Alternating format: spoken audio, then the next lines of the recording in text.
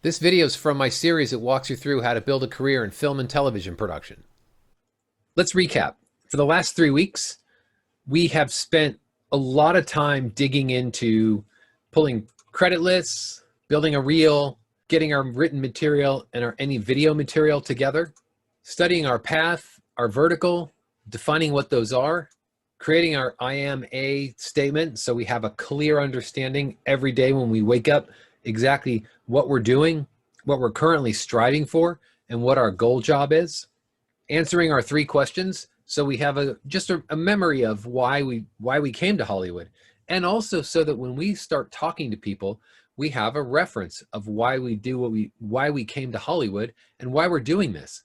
Also, the currency of talking about what our favorite movies are, that's a currency that people in the industry talk about all the time. It's how you compare. It's how you find your tribe in the industry by comparing what other people like, what they found interesting, and what their favorite movies are.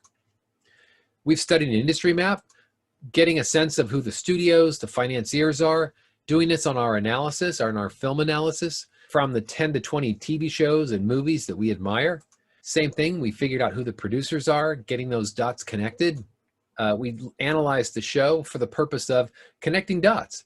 Who are the producers? Who are the writers, directors, actors, department heads? Whatever we're looking at, we're getting a sense of what people and what shows are constantly repeating themselves.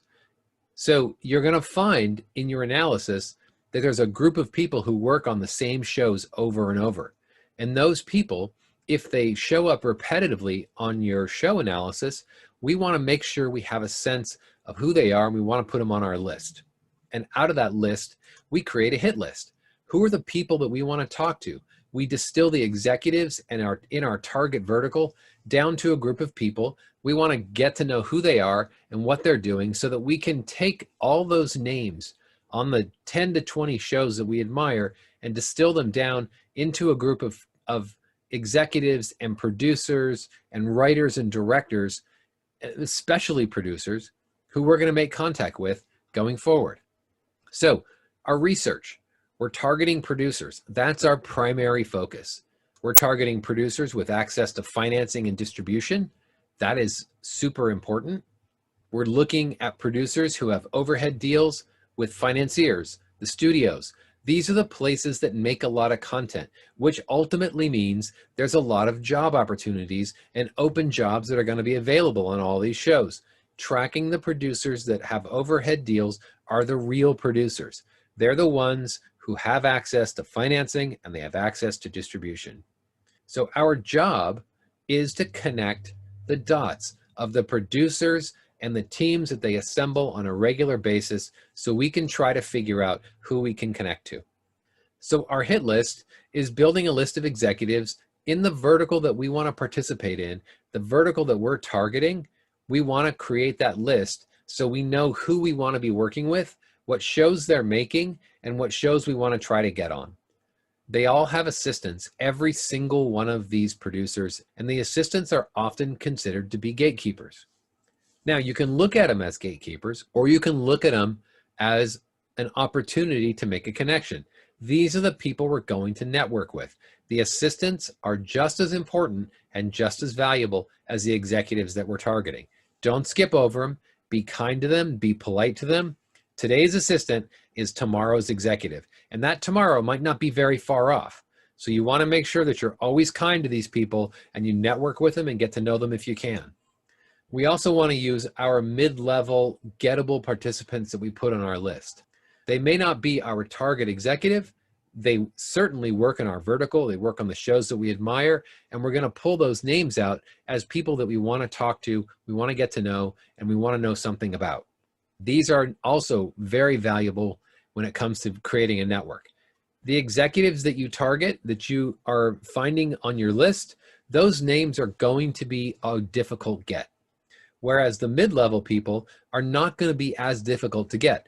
They're not going to be as valuable at the end of the day as far as getting you on a show, but some of them might be and some of them might not be. So there's no reason to ignore them. They're certainly valuable and they're a lot easier to get to And they could ultimately make a recommendation for you to get to the next executive. They could make a recommendation for you to get on a show, to get a job, to get an assistant, to get into an entry-level job, whatever that is, as a writer, a director, a producer, a PA, an assistant, whatever. Those mid-level people are connected just like the executives are connected, and they're an easier get. So where do we start? We start by implementing our map. We started very wide, 10 to 20 shows. That's how it began. And then we distilled it down and created a hit list. So that's where we sit right now. Now we're going to start to connect with those names.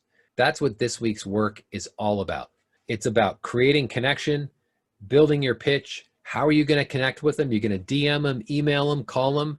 Are you going to connect on LinkedIn, Facebook, Instagram? You've done the research to figure out who these people are, who works with them, and how you can make a connection to them.